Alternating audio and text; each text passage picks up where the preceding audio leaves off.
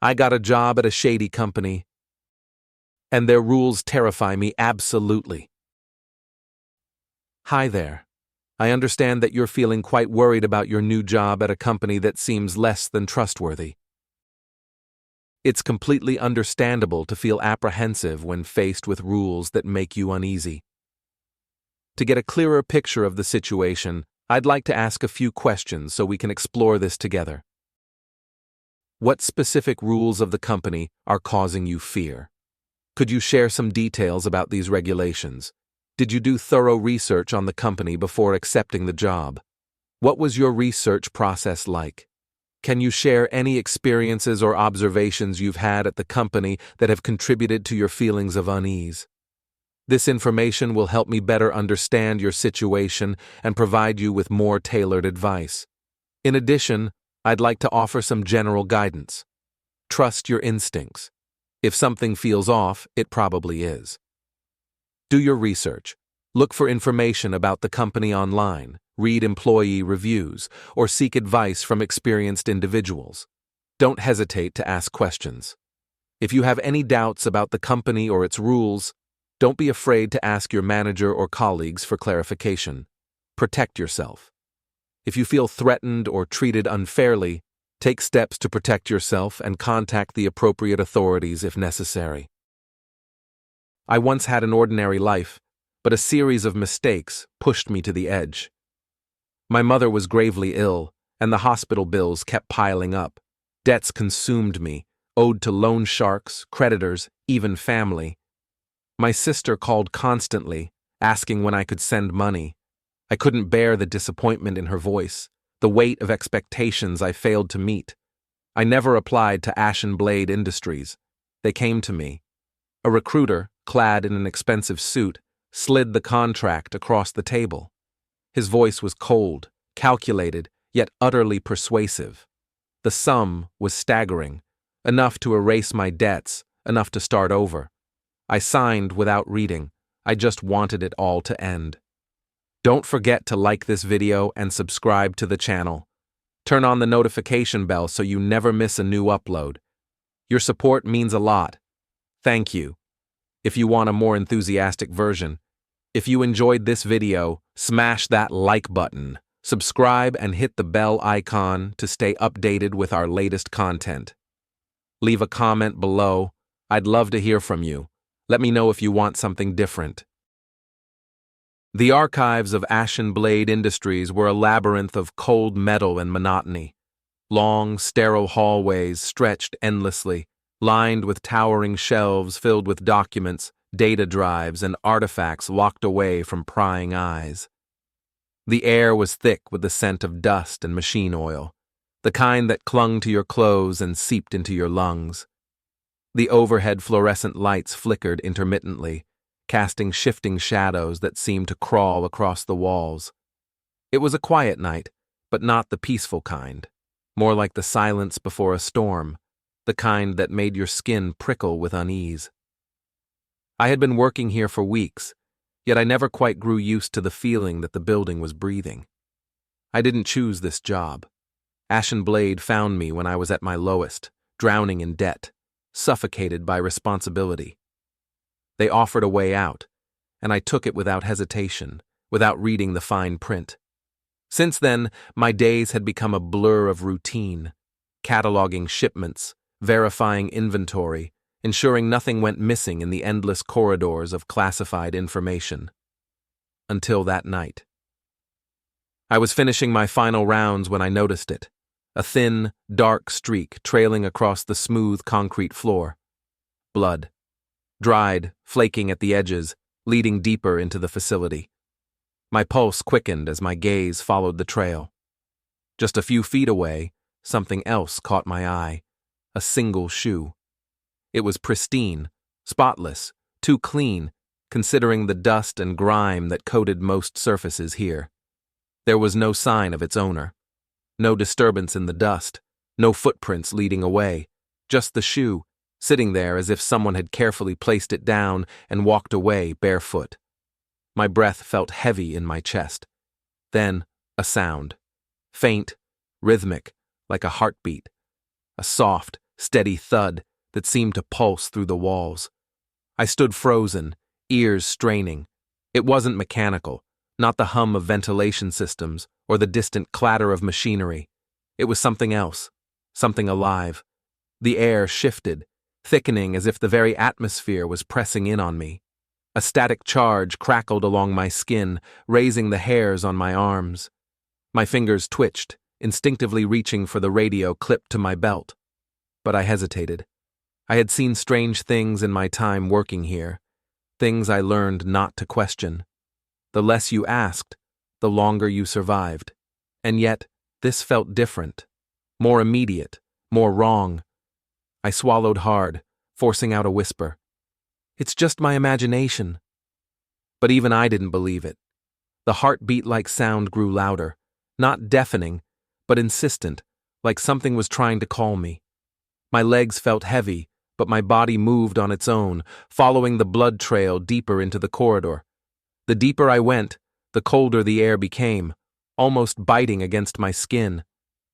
Then the lights flickered again, and for a fraction of a second, just long enough to doubt myself, I saw something. A shadow, not cast by the lights but moving against them, twisting, curling like smoke, but thick, tangible. It slithered along the floor and up the walls, shifting just outside my line of sight. I stopped. The air was wrong, too still, too charged. My fingers clenched around the edge of the metal shelf beside me, the ridges digging into my skin. I forced myself to breathe, to move. Then the sound stopped. Silence crashed over me like a wave, deafening in its suddenness. My own heartbeat pounded in my ears, my breath shallow and unsteady. And then, a whisper. Not from behind me, not from ahead, from inside my head. You shouldn't be here. I spun around, expecting, what? Something lurking in the shadows? A figure standing in the dim light? Nothing. Just the empty hallway, stretching endlessly in both directions. I wanted to run. Every instinct screamed at me to turn back, to leave whatever this was alone. But I couldn't. My job, the contract I signed without reading, demanded that I investigate anomalies. And this was definitely an anomaly. I took a slow step forward, then another. As I did, something shifted. The blood trail. It wasn't dry anymore. The edges had darkened, thickened, as if it had only just been spilled. The shoe that had been pristine before now had a smear of red across its surface. The whisper came again. Turn back. A gust of cold air rushed past me, carrying the faint scent of iron. The lights overhead dimmed, struggling to hold their glow. And then, just at the edge of my vision, it moved again. This time, I didn't hesitate. I turned and ran. The corridor stretched impossibly long before me, but I didn't stop. My footsteps echoed off the metal walls, my breath coming in ragged gasps. I didn't look back. I couldn't. Whatever was behind me, whatever had been waiting in the dark, I knew one thing for certain. It had been watching me long before I noticed it, and now it knew I had seen it. Daniel. The voice stopped me cold. My breath hitched, my body tensed, the blood in my veins turned to ice. I knew that voice. It was my mother's, but that was impossible. She had been dead for over a year, the world around me twisted, the cold metal walls of the archive warped, pulsing like something alive. The fluorescent lights overhead dimmed, their hum dissolving into an eerie silence. The air grew thick, pressing against my skin like unseen hands. I tried to move, but my body refused to obey. Daniel. The voice came again, gentle yet distorted, stretched in a way that made my stomach churn. It was my mother's voice, but wrong, like an old recording played on a damaged tape, warping, slowing, bending in places it shouldn't. Then the walls changed. Metal turned to flesh. The cold, unfeeling steel of the archive facility melted into pulsating, sinewy walls, breathing, shifting as if something immense lay just beneath the surface. The hallway stretched, expanding into an impossible distance, the ceiling rising until it was swallowed by darkness. I could smell it now. A sickly sweet odor, something between decay and the metallic tang of fresh blood. The floor beneath me softened, like muscle damp with sweat. A wet, squelching sound filled my ears with every hesitant step forward. I turned, searching for a way out. But there was none. The hallway behind me had vanished, replaced by the same grotesque, endless corridor ahead. I swallowed hard, my fingers curling into fists. This wasn't real. It couldn't be real. Just my imagination, I whispered, but even I didn't believe it anymore. The heartbeat returned, deep, resonant, vibrating through the walls. It no longer sounded like a machine hum or an illusion of my own fear. It was real, it was alive, and it was watching. I moved forward, slowly, carefully. My breathing was ragged, but I forced myself to keep going. I had no other choice. Then, just ahead, something shifted. A figure stood at the end of the corridor. Small, frail. A woman. My chest tightened. I knew that silhouette. I had seen it countless times in hospital hallways, in childhood memories, in my worst nightmares. Mom? She turned. For a moment, my heart leapt into my throat.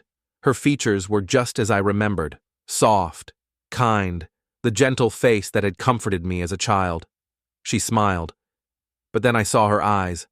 Black. Empty. Deep voids that reflected nothing, swallowed light. She spoke, her lips moving unnaturally slow. "Come here, Daniel." I couldn't move. Her voice was softer now, almost pleading, but that wrongness was still there, buried beneath the warmth, beneath the familiarity. "Come closer, son." I took an involuntary step forward. Number something inside me screamed, clawing its way through the haze clouding my mind. This wasn't my mother. I knew it. And it knew that I knew. The smile on her face widened, too wide. Her lips stretched beyond human limits, curling at the edges like something unraveling. The skin around her mouth split slightly, revealing the glisten of raw muscle beneath. The heartbeat in the walls grew louder.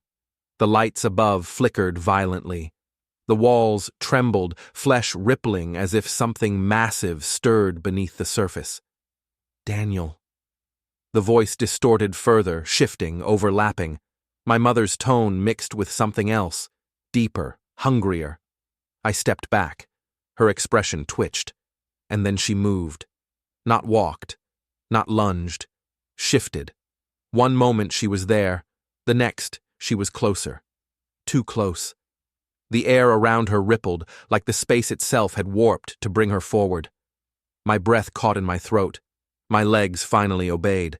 I turned and ran. The corridor pulsed with every pounding step. The walls bled, dark rivulets seeping from their pores, dripping onto the fleshy floor beneath me. The ceiling groaned, the sound deep and guttural like a beast awakening from slumber. I could hear her behind me. Not footsteps, something else. A wet, dragging sound. The voice called again, but it was no longer my mother's.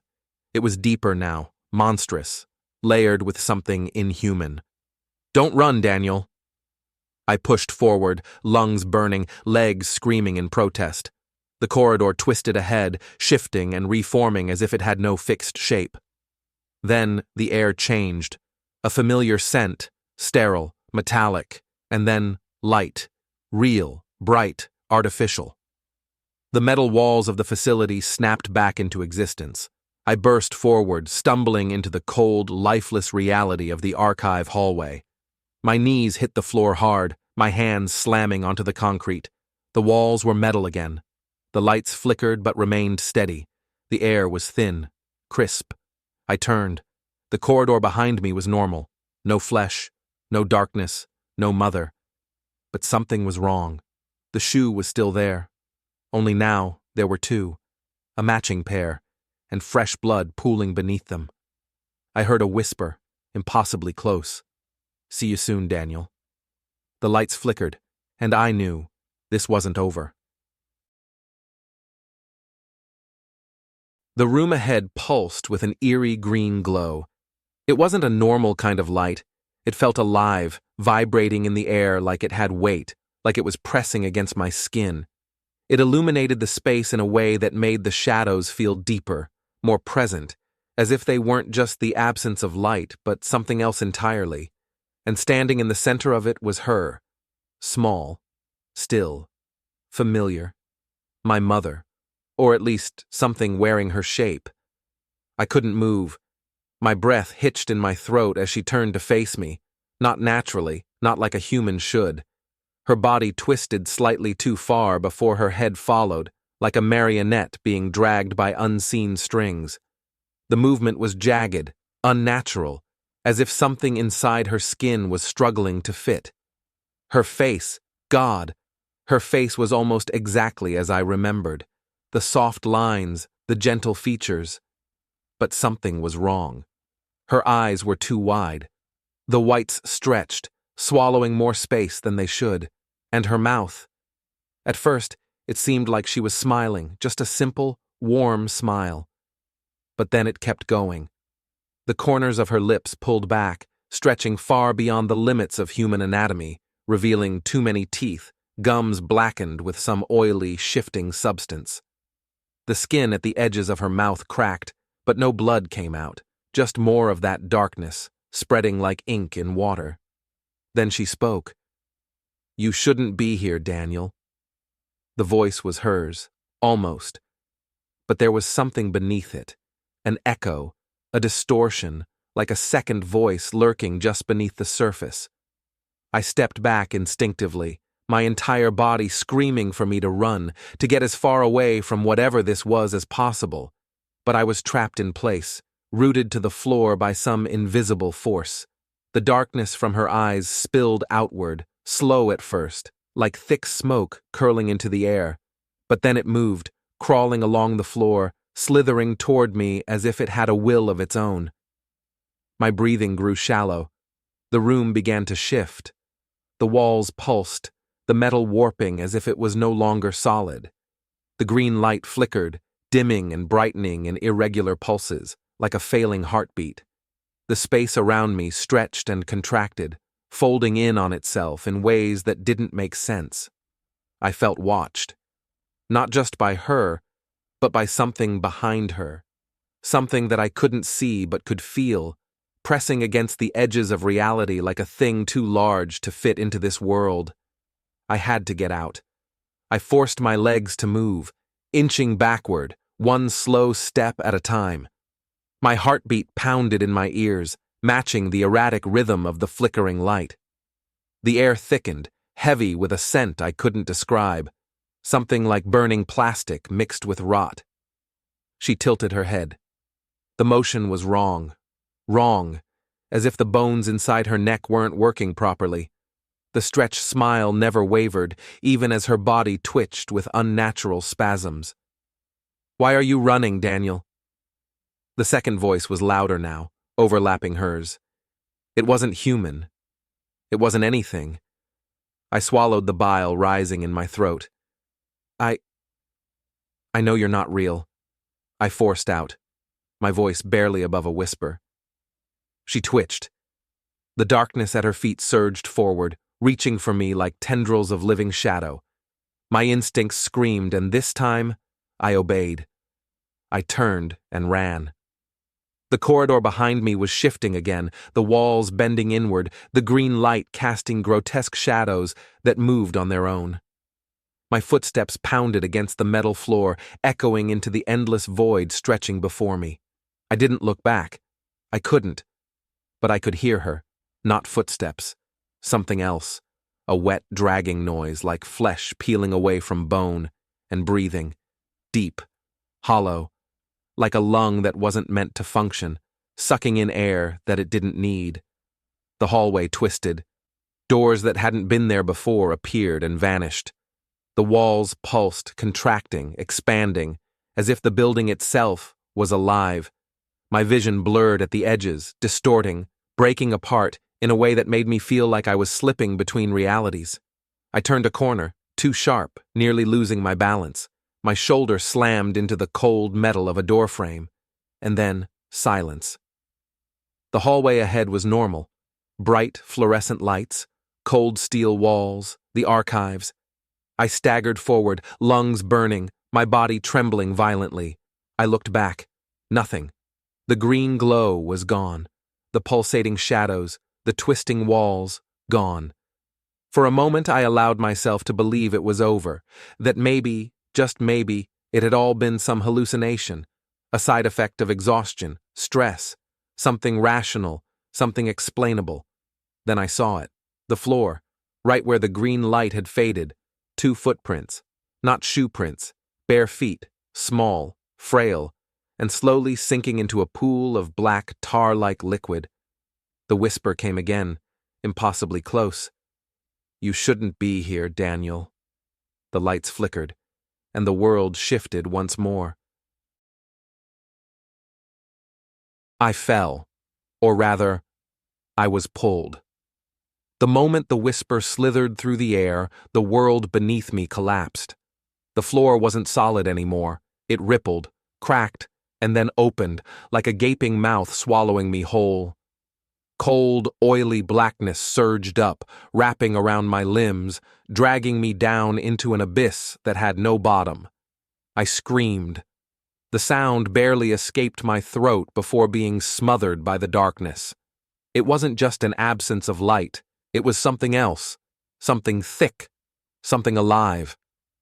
It crawled over my skin like tendrils, squeezing, digging into me, filling my lungs with a suffocating weight that wasn't air, wasn't anything I could describe.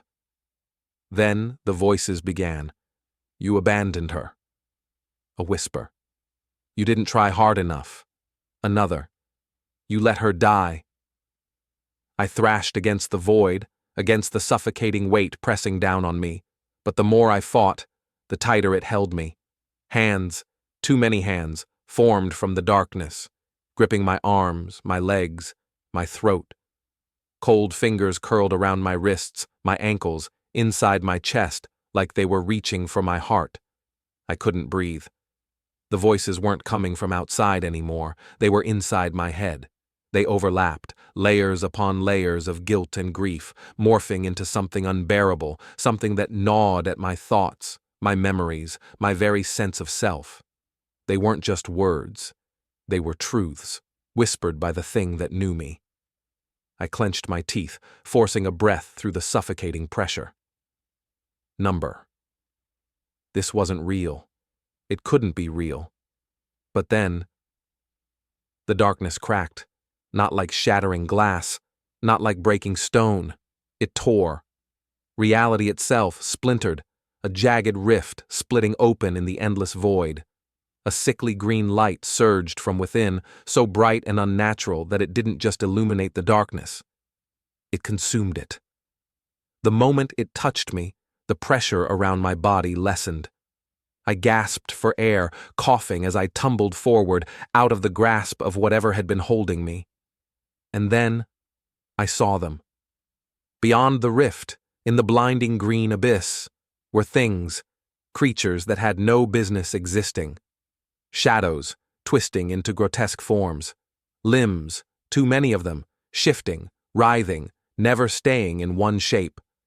Faces stretched and distorted, their mouths frozen mid-scream, their eyes hollow, empty voids that somehow looked at me. And in the center of it all, her. She stood at the threshold of the rift, my mother, or the thing wearing her face. The too wide smile still carved into her features, her blackened eyes leaking that same tar-like substance. The darkness pooled beneath her feet, spreading outward like veins across the fractured reality. "Daniel," she cooed. I tried to move, but my body refused.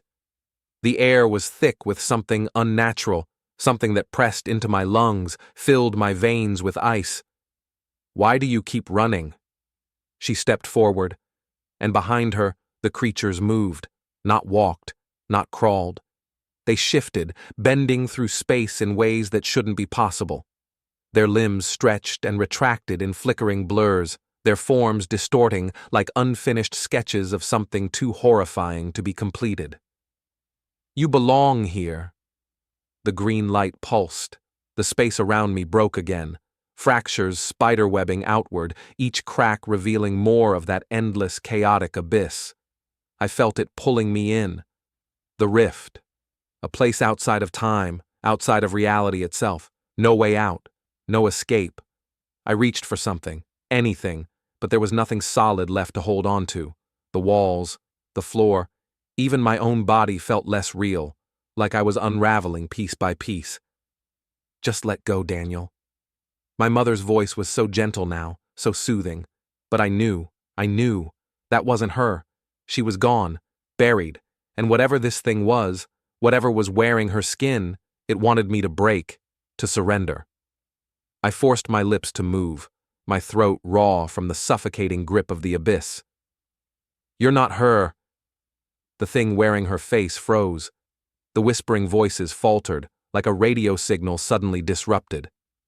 The shadows behind her wavered, their shifting movements slowing for just a fraction of a second. And in that moment, I ran. I didn't know where I was running. There was no ground beneath me, no clear path ahead, just the fractured remnants of reality dissolving all around me. But I pushed forward, arms pumping, lungs burning, sprinting toward the last remnants of something real. The rift roared behind me, the sickly green light flashing, pulsating like a massive gaping wound in space. The shadows screeched, the sound digging into my skull like needles. I didn't look back, because I knew. If I looked, if I hesitated even for a moment, I would never leave. I ran until the light changed, until the cold air of the archive slammed into me like a shockwave, sterile and metallic, a stark contrast to the suffocating abyss I had just escaped. And then, I collapsed. The ground beneath me was solid again. The walls, real. The air, thin but breathable. The lights above flickered weakly, their steady hum grounding me in something familiar. I gasped, fingers digging into the cold steel floor, my entire body shaking violently. My mind reeled, trying to comprehend what I had just witnessed, what I had just survived. And then I saw it. The rift was gone, but the footprints remained, black, oozing, leading from where it had once been. And they didn't disappear. They kept going, leading deeper into the facility. The whisper came again, impossibly close. "See you soon, Daniel." And I knew. This wasn't over. Don't forget to like this video and subscribe to the channel. Turn on the notification bell so you never miss a new upload. Your support means a lot, thank you. If you want a more enthusiastic version, if you enjoyed this video, smash that like button. Subscribe and hit the bell icon to stay updated with our latest content. Leave a comment below, I'd love to hear from you. Let me know if you want something different. I woke up on the cold, sterile floor of the archive. The overhead fluorescent lights flickered weakly, casting pale, artificial light over me. Their rhythmic hum buzzed in my skull, grounding me back in reality, or at least some version of it. My chest heaved as I gasped for breath, the air thin but real, no longer thick with the suffocating weight of the rift. For a moment I just lay there, my body trembling violently, my mind struggling to piece together what had happened. Had I escaped? Had I won? I flexed my fingers, still there, my arms, my legs, still attached. But I felt wrong, like I had been ripped apart and hastily stitched back together. My skin crawled with an unfamiliar sensation, an echo of something still pressing against the edges of my consciousness. Slowly, I pushed myself up, my limbs weak, unsteady. Everything looked normal. The long, endless hallway of the archive stretched before me, metal walls unyielding, the air filled with the familiar scent of dust and machine oil. The doors stood where they should, locked and unmoving. There was no pulsing green light, no twisting flesh, no monstrous shadows lurking just out of sight. But something wasn't right. I felt it in my bones, a nagging, gnawing sensation, like an itch I couldn't scratch, like something was off, but I couldn't quite pinpoint what. And then I saw it. A reflection. The metal panel across from me, polished just enough to catch my image. I wasn't even looking for it, but the moment my gaze landed on the faint, distorted figure within, every muscle in my body went rigid. It was me, but it wasn't. My face stared back at me, but something about it was wrong. At first I couldn't tell what. The features were all there, the same eyes, the same jawline, the same messy hair. But as I focused, the details started to unravel. The eyes, too dark, like the pupils had swallowed all the color. The skin, too smooth, too perfect, as if it weren't skin at all. And then, the worst part. The smile. It spread across my face, slow, unnatural, stretching too far at the edges. It wasn't my expression. It wasn't something I had chosen to do. It was like the reflection was smiling on its own. I lifted a trembling hand to my face. The reflection followed, but it wasn't quite right. A fraction of a second delay. A slight hesitation, like it was mimicking me rather than being me. I clenched my jaw, willed my lips to press into a neutral line. The reflection kept smiling. My chest tightened, panic rising like bile in my throat. I took a step back. The reflection twitched, not a normal movement, something jerky like a glitch in a broken screen. My stomach turned to ice. This wasn't over. I wasn't alone. I wasn't me. A deep, gnawing dread coiled in my gut as I took another step, forcing my gaze away from the reflection. My mind screamed at me to look back, to confirm, to be sure, but I didn't. I couldn't. Because I knew. If I looked too long, if I acknowledged it, something else would look back. I staggered down the hallway, my legs weak, my breath coming in short, panicked bursts. My vision blurred at the edges, the overhead lights flickering in and out of focus. I pressed a hand against the cold metal wall to steady myself, my fingers still trembling.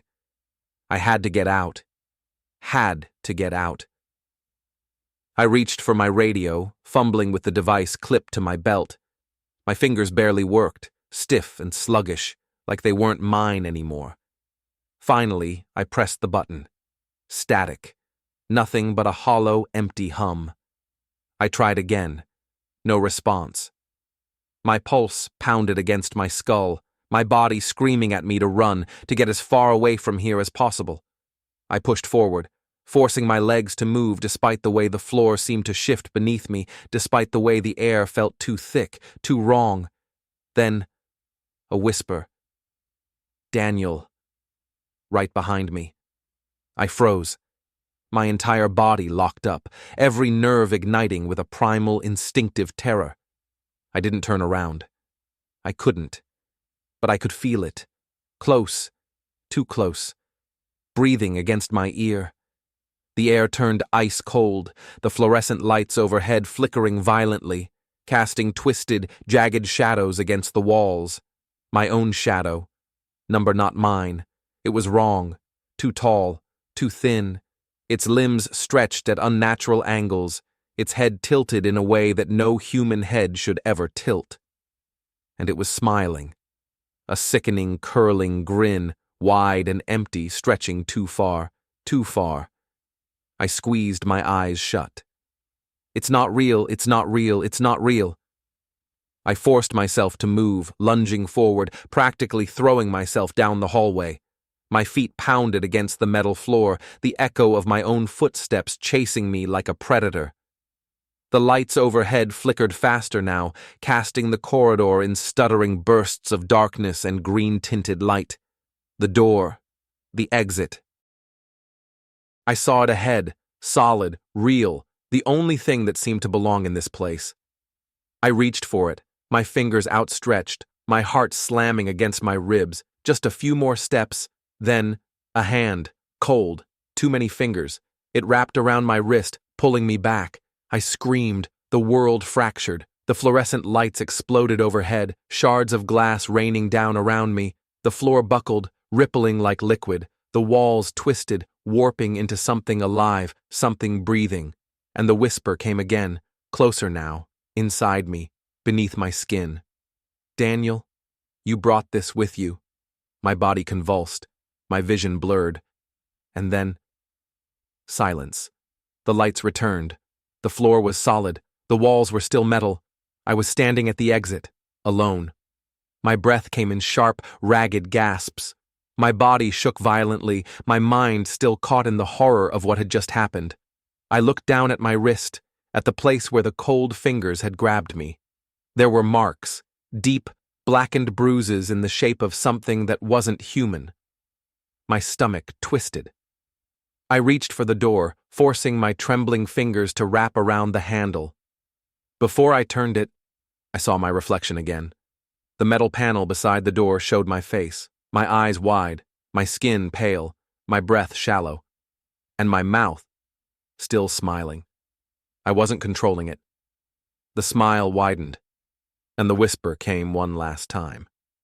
Are you sure you came back alone? Ashen Industries unveils revolutionary energy technology. February 10th, 2025. Ashen Industries has announced the successful activation of the pulse core reactor, a breakthrough energy source that promises unlimited sustainable power. However, concerns have surfaced regarding its origins, with sources speculating a connection to the recently uncovered rift phenomenon, an anomaly that defies scientific explanation. Despite the company's assurances of safety, reports from inside the facility suggest otherwise. Breaking: Archive Facility Massacre, prime suspect still at large. A grainy security image filled the screen, and my stomach dropped, because it was me. The headline below it sent ice through my veins. Daniel K., wanted for the murder of 9 employees at Ashen Archives. My breath came in short, shallow bursts as I scanned the text beneath the image, my hands gripping the edge of the table to keep from collapsing. 9 bodies were discovered in the underground archive facility of Ashen Industries late last night. Each victim was found mutilated beyond recognition, torn apart by what authorities are calling an unknown force. The suspect, Daniel K., a former employee of the facility, remains at large. Surveillance footage shows K present at the scene, but investigators remain baffled as no footage exists of the actual killings. It is as if the attacks occurred between the frames of recorded time. I swallowed hard. This wasn't real. It couldn't be real. But the evidence was there, clear, undeniable. My own face, staring back at me from the screen, framed by the words murderer, fugitive, dangerous. I didn't remember. I didn't remember anything. My pulse pounded against my skull, my vision blurring at the edges. Flashes of something sharp, something wet, flickered at the edge of my mind. Images I couldn't place, sensations I couldn't explain. Blood on my hands, laughter in the dark, a whisper that wasn't mine. I pushed away from the screen, stumbling backward, my breath coming in ragged gasps. My legs felt weak, my body foreign, like I was inhabiting a vessel that no longer belonged to me. I needed to see. I needed proof. My gaze flickered to the metal panel across the room. Slowly, cautiously, I stepped forward, every nerve in my body screaming at me not to look, not to confirm what I already feared. But I had to. I had to know. I leaned in, and my reflection leaned back. It was me, but it wasn't. The eyes in the mirror weren't mine. They were black, too black, swallowing the whites entirely. And beneath that darkness, something moved. Something watched. The longer I stared, the more I realized. The thing in the mirror wasn't mimicking me. It was waiting. A slow, sickening smile spread across my reflection's face, and my lips moved, but I wasn't the one controlling them. Daniel. The voice whispered from the glass. Software familiar. Wrong. You've come home. A shudder ripped through my body. I stumbled backward, shaking my head, willing the image to disappear, for reality to snap back into place. But it didn't. The reflection remained, still watching, still smiling. The room around me dimmed, the overhead lights flickering violently, casting jagged shadows against the walls. The air grew thick again, charged with that same suffocating weight I had felt in the rift. I was losing my grip. Or maybe I already had. I tried to breathe, tried to ground myself, but the whispers were already slipping through the cracks in my mind, curling around my thoughts like fingers pressing into an open wound. You brought it with you, Daniel. The voice coiled in my ears, inside my head, inside my bones. I clenched my fists, nails digging into my palms, willing myself to stay in control. This isn't real. This isn't real. This isn't... But it was. The news broadcast, the bodies, the rift, the thing in the mirror. It was all real. And whatever had come back with me, whatever I had become, there was no escaping it, no undoing it. The last thing I saw before the lights cut out completely was my reflection's lips parting in a wide, impossible grin. And then, "Run, Daniel." And I did. But I knew. It was already too late.